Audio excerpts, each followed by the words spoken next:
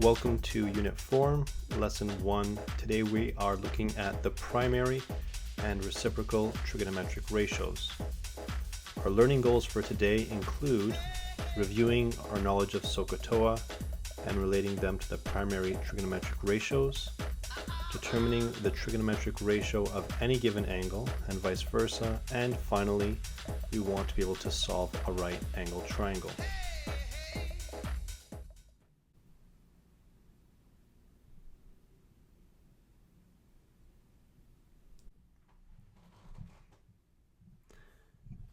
So let's begin by recalling some information from our grade 10 trigonometric unit. We want to first just solidify notation and definitions. Okay, so you recall here, if I have a triangle, my reference angle in this case is going to be A, so that's this one over here. And I know from Pythagorean theorem that a squared plus b squared equals, yes it is, c squared. As well, because angle C is 90 degrees, I know that the sum of A and B together have to equal 90 as well. So there's just some basic facts about triangles that we use quite a bit, not with explicit mention throughout this unit and the next, so you just have to keep them in the back of your head. And in terms of labeling the triangle, well, we know that the side opposite angle A over here, which is side BC, is known as the opposite side. So opposite is going to go over here. The side that is beside angle A, which is over here, side B, which is AC, is called the adjacent side. And that's just another fancy word for beside. And finally, we have C, which is known as the hypotenuse.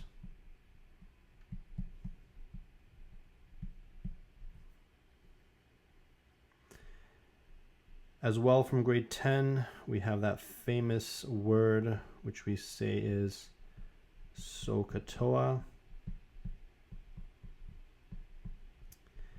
And what does that stand for? Well, in the first case, the SO is for sine. That's where the S comes from, and that just means opposite over hypotenuse. I'll just shorten it up. The cosine theta, that's where the C comes from, means adjacent over hypotenuse. And finally, the TOA, or the tan, stands for opposite over adjacent. And there's your SOHCAHTOA.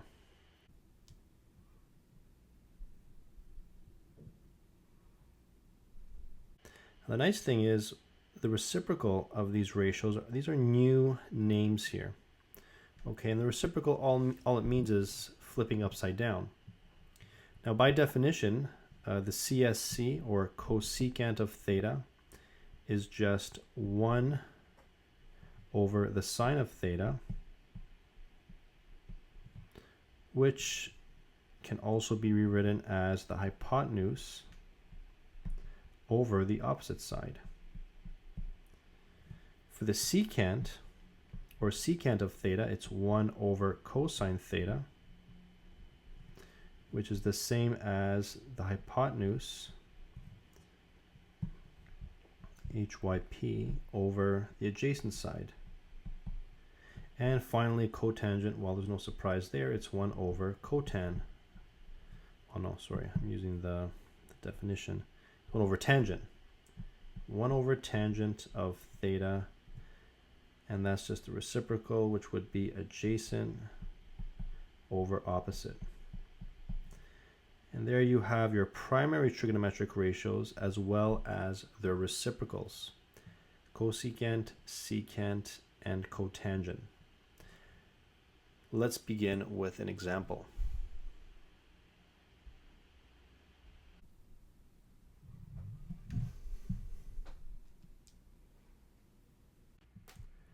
Okay, we begin example 1 with a triangle. We're given a right angle triangle, and we want to determine the ratios sine theta, cosine theta, secant theta, and cotangent theta. Now theta in this case is right up here, so we have to label our sides accordingly for this triangle. Well, the hypotenuse is quite obvious. It's going to be 10 over here. Remember, it's always opposite the 90-degree angle. The opposite side is going to be 8, which is over here, and the adjacent side is going to be here. Now, before we do this, we need to calculate what the adjacent side is going to be, and we can do that very easily. Let's call this x by using Pythagorean theorem. We know that x squared plus 8 squared is equal to 10 squared. Otherwise, we can write this as 64 plus x squared equals 100. If I bring the 64 over, I'm left with x squared equals 36. That's 100 minus 64. And finally, I take the square root of that to give me 6. So I know that my adjacent side is 6. Once we have that, the rest is a piece of cake. Because look, sine theta is by definition opposite over hypotenuse. In other words, it's going to be 8 over 10, or I can just write that as 4 over 5 in reduced form. Cosine theta is going to be adjacent, so 6 over 10, which is just 3 over 5. Secant theta, well, remember, secant theta means 1 over the cosine of theta. What is cosine of theta? Well, it's 1 over 3 over 5, which is 1 divided by 3 over 5, which is, a lot of equations here, 1 times 5 over 3, which is 5 over 3. Now again, I could have just taken the short way by remembering that the reciprocal of cosine theta is just going to give me secant theta, but I just wanted to go about it a different way for this time. Always take the shortest way, of course, but sometimes it's good to take the longer way to see how you can arrive at conclusions differently. The last one, and I'll do this the short way, cotangent theta would be 6 over 8, or just 3 over 4. And there is your first example worked out.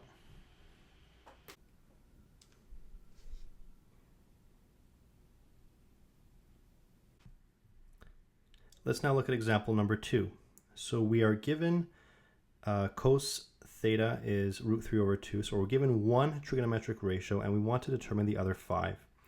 So the way I usually approach these kind of questions, and whenever I possibly can with any math question, is I try to draw a diagram.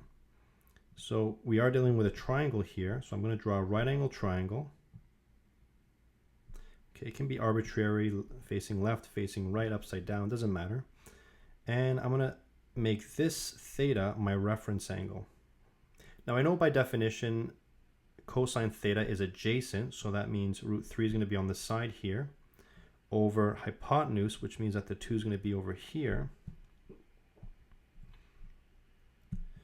Okay, and I'm going to use Pythagorean theorem to solve for, let's call this side y. Now I know that y squared plus the square root of 3 squared equals 2 squared. Or I can write that as y squared equals 4 minus 3. Or I can write that as y equals 1, which is just that value here. Once we have everything set up, the rest is very simple. We just read the sides off the diagram, applying the definitions. So cosine of theta we have, I won't bother to rewrite that. The one primary ratio we don't have is sine.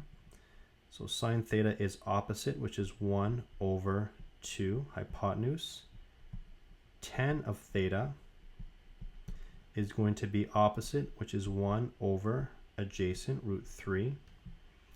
secant theta,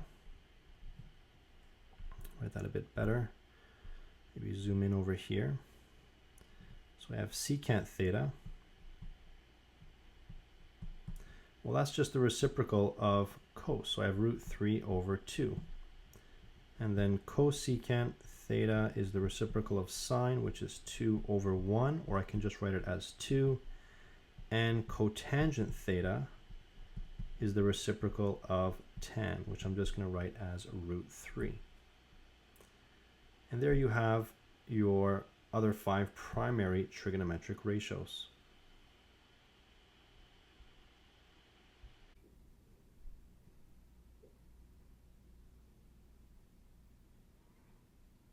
Okay, we're going to begin with example 3.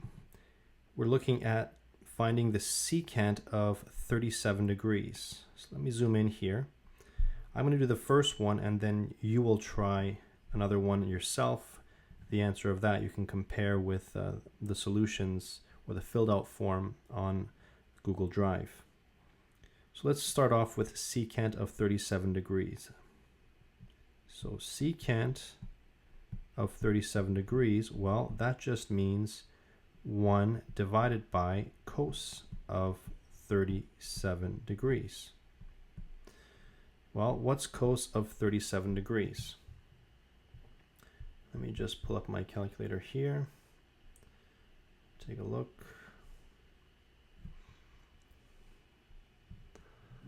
There we go. If I now get my calculator on, tilt this sideways, we're looking at cos of 37. So what am I going to do? I'm going to type in 37 and then cosine. I get 0.7986. So I'll just use 4 decimal places, and 4 is usually enough for these purposes. 0.7986. And you can stop here and reset if you like, or there's a button, okay, this 1 over x business. If you just press that, you get your answer, which is 1.25. There's your final answer. You try now number 1 below.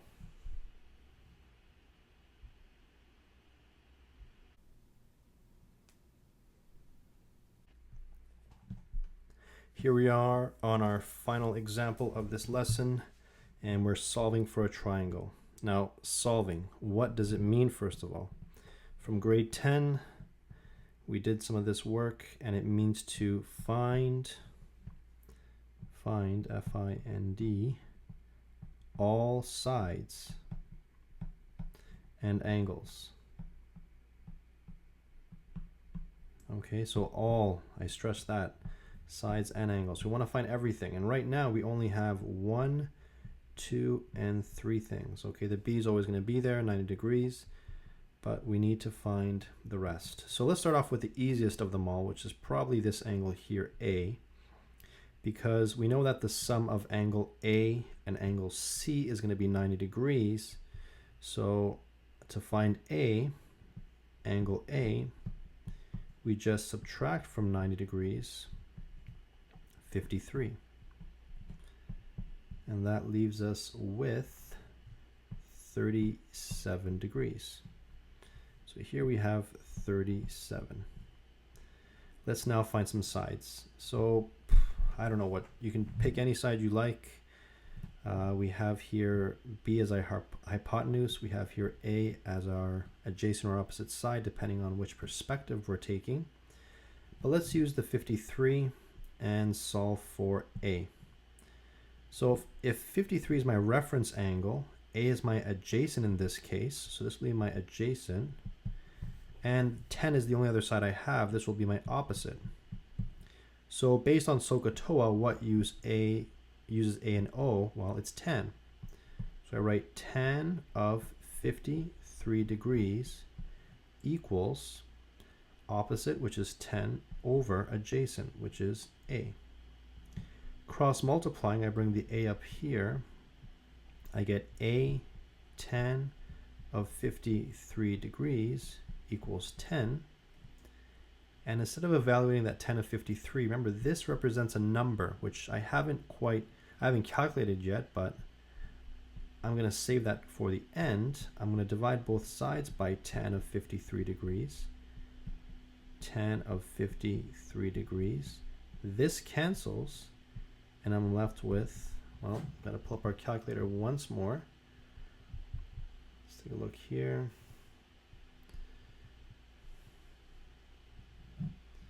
And there we are. There's our work from before. So what I'm going to do here is clear everything. I'm going to go enter 10 and divide it by 53 10 equals 7.5. So A is 7.5 degrees. Let's take this calculator out. Close that.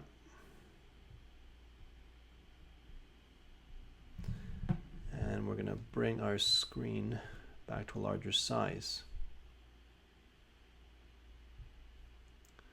There we go. So we have one side now. The only one that's left is B.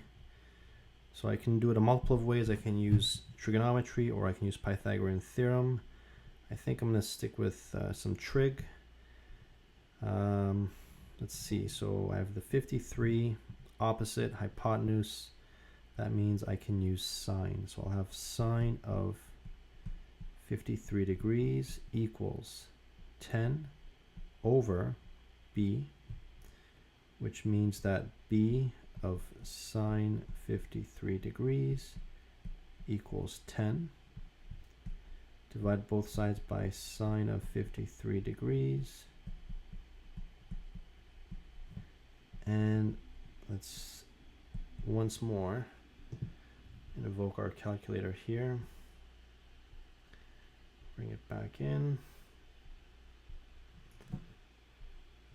So what I'm doing is I'm going to go 10 divided by 53 sine, which is not that. So let me try that again. 10 divided by 53 sine. There we go. 12.5. So our B value is 12.5. Just take this calculator out once again. Return to our full screen. Over here,